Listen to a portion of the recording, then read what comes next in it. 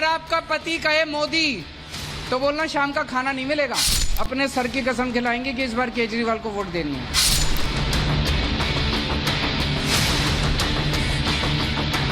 कभी अपने बच्चों की झूठी कसम खाकर कि मैं कांग्रेस के साथ नहीं जाऊंगा और अब फिर संवैधानिक पद पर बैठकर लगातार झूठ।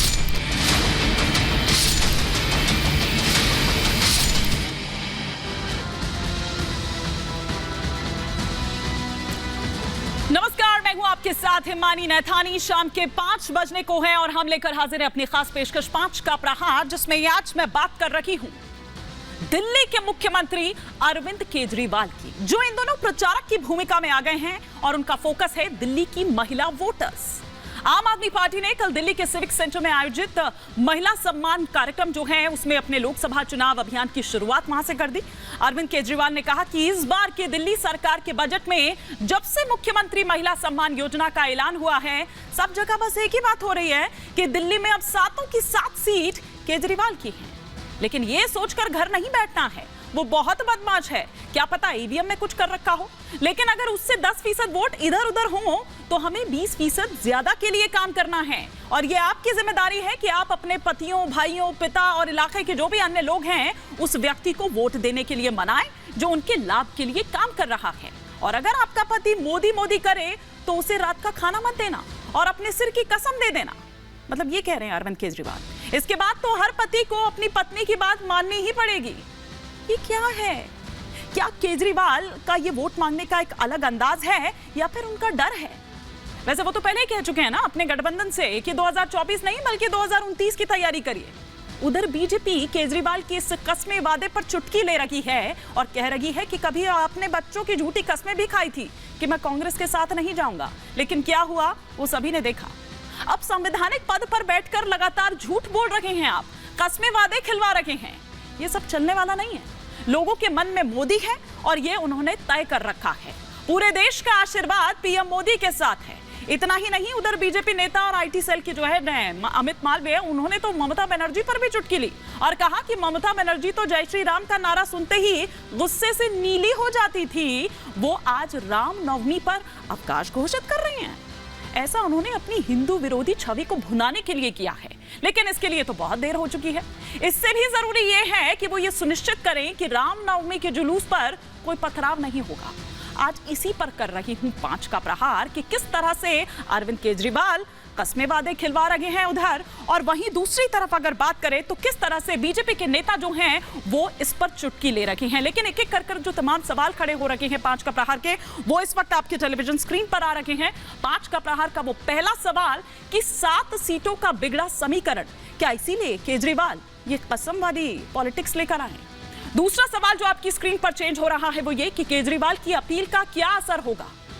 तीसरा सवाल ये कि टीएमसी का एकला चलो से किसे फायदा और किसे नुकसान, उन्होंने लिस्ट जारी कर दी है, बता दी है उसमें, और कांग्रेस का गणित भी बिगड़ गया उनके गणित से।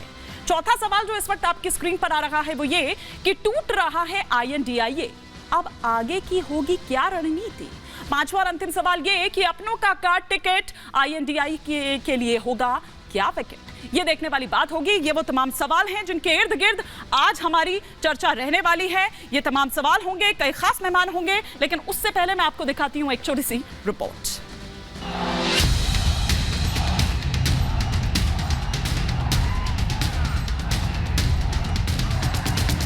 ये गाली क्यों दे रहे हैं पता है?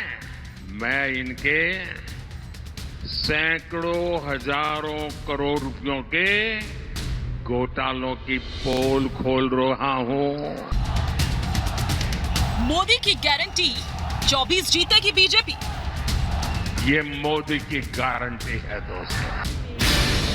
बीजेपी को प्रचंड जीत दिलाने के लिए प्रधानमंत्री मोदी उत्तर प्रदेश समेत पूरे देश में ताबड़तोड़ रैलियां कर रहे हैं। इस कड़ी में प्रधानमंत्री मोदी कल बाबा विश्वनाथ की धरती पर पहुंचे। महादेव का आशीर्वाद लेने के बाद प्रधानमंत्री मोदी आज सपा के गढ़ में पहुंचे और परिवारवाद, भ्रष्टाचार पर जमकर गरजे। अब की बार 400 पार, अब की बार, अब की बार, अब की बार। एक तरफ जहां प्रधानमंत्री मोदी 400 पार का नारा दे रहे हैं, तो वहीं जैसे जैसे लोकसभा चुनाव नजदीक आ रहा है, वैसे वैसे INDIA गठबंधन में दूरियां बढ़ती जा रही है। चाहे बिहार हो या बंगाल, पूरब से लेकर पश्चिम तक, उत्तर से लेकर दक्षिण तक, INDIA गठबंधन में फूट की आहट आने लगी है। अब बंगाल ही देख लीजिए। दीदी ने खुला ऐलान कर दिया कि उनकी पार्टी TMC बंगाल में अपने दम पर हुंकार भरेगी। ममता बनर्जी ने सभी सीटों पर अपने उम्मीदवार उतार दिए।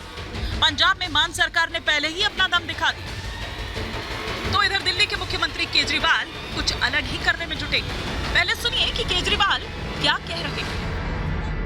अगर आपका पति कहे मोदी तो बोलना शाम का खाना नहीं मिलेगा। जितनी माताएं हैं, सारी माताएं अपने अपने बेटों को अपने सर की कसम खिलाएंगी कि इस बार केजरीवाल को वोट देनी है।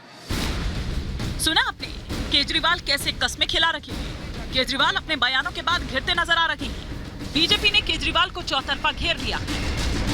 कभी अपने बच्चों की झूठी कसम खाकर कि मैं कांग्रेस के साथ नहीं जाऊंगा, और अब फिर संवैधानिक पद पर बैठकर लगातार झूठ बोल रहे हैं। 24 के लिए केजरीवाल ने अपना एजेंडा बिल्कुल साफ कर दिया है। केजरीवाल आधी आबादी के जरिए 7 सीटों को साधने की कोशिश कर रहे हैं, लेकिन वही विपक्ष के सामने मोदी नाम का पहाड़ है। दिल्ली में चुनौती कम नहीं। बीजेपी ने पिछले चुनावों में क्लीन स्वीप किया था। अब देखने वाली बात होगी कि 24 के रण में बीजेपी 400 पार कर पाएगी या INDIA कुछ करिश्मा हो जाए, इसका इंतजार करेगी। Bureau report, Republic Bharat. और इसी पर और विस्तार से चर्चा के लिए तमाम खास मेहमान हमारे साथ जुड़ चुके हैं। स्टूडियो में पहले जो मेहमान हैं उनसे परिचय करवा देती हूँ। शहजाद पूनावाला हमारे साथ जुड़ चुके हैं, बीजेपी के स्पोक्स पर्सन हैं। साथ ही साथ आम आदमी पार्टी का पक्ष रखने के लिए संजय मिश्रा जी हमारे साथ जुड़े हुए हैं। दुष्यंत नागर जी हमारे साथ जुड़े हुए हैं और TMC के लीडर संजय सरकार भी इस वक्त हमारे साथ हैं। लेकिन सबसे पहले संजय मिश्रा जी, आप ही से शुरुआत करना चाह रही हूँ, क्योंकि बड़े कस्बे, वादे, प्यार, वफा, न जाने क्या क्या आप खिलवा रहे हैं महिलाओं को। आपकी पत्नी भी आपको कोई कसम तो नहीं खिलवा रही है? ये क्या है? ये किस तरह की पॉलिटिक्स लेकर आए हैं आप लोग?